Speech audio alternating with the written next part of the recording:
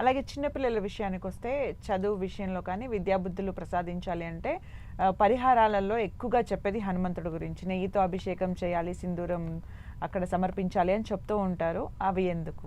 ఎందుకు అంటే హనుమంతుడికి ఒక శ్లోకం ఉంది, బుద్ధిర్బలం యశోధైర్యం నిర్భయత్వం మరోగత అజాడ్యం వాక్పటుత్వంచ హనుమాన్ స్మరణ భవేత్.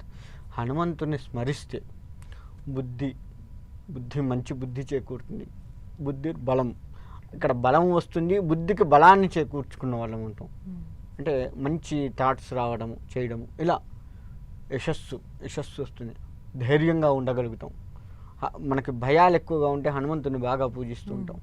బుద్ధిర్బలం యశోధైర్యం నిర్భయత్వం, నిర్భయంగా ఉన్నాడు అని చెప్తూ ఉంటాం కదా. ఏ భయాలు లేకుండా ప్రశాంతంగా ఉండగలుగుతాం.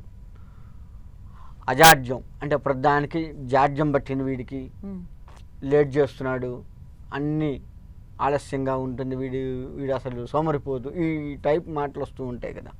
ఆ రకమైనటువంటి మాటలన్నీ కూడా, ఆ రకమైనటువంటి క్రియలు చేసేవాడిని హనుమంతుడు స్మరిస్తే, అటువంటి వాడు స్మరిస్తే అవన్నీ కూడా పోయి చక్కగా ఉండగలుగుతాడు.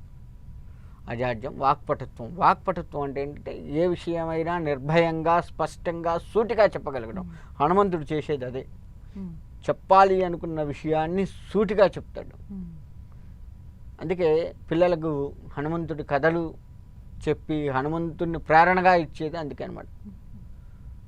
ఫైనల్గా హనుమాన్ జయంతికి సంబంధించి ప్రేక్షకులకు మీరు ఏం చెప్పాలనుకుంటున్నారు? హనుమత్ జయంతికి సంబంధించి ప్రేక్షకులు చెప్పేది ఏందయ్యా అంటే, ఒక్క హనుమత్ జయంతి నాడే కాదు, ఎప్పుడూ కూడా హనుమత్ నామస్మరణ చేస్తూ ఉన్నట్లయితే చక్కటి తేజస్సు, నిర్మలమైన మనస్సు, ఎదుటి వారితో ఎలా మెలగాలో తెలిసేటువంటి విషయాలు, ఇటువంటివన్నీ కూడా హనుమంతుడు ఇస్తూ ఉంటాడు. కాబట్టి ఆ హనుమంతుణ్ణి ఒక్క హనుమత్ జయంతి నాడే కాకుండా ఎల్లప్పుడూ కూడా ఆయన స్మరిస్తూ ఆయన ప్రత్యక్ష నమస్కారాలు చేస్తూ ఉన్నట్లయితే తప్పకుండా వారికి హనుమంతుడు తోడై ఉండి ప్రతి పనికి విజయాన్ని చేకూర్చడానికి దోహదపడుతూ ఉంటాడు. కాబట్టి అందరూ కూడా హనుమత్ నామస్మరణ చేస్తూ హనుమంతుడితో తరించిపోవాలి అని చెప్పేసి కోరుకుంటున్నాను.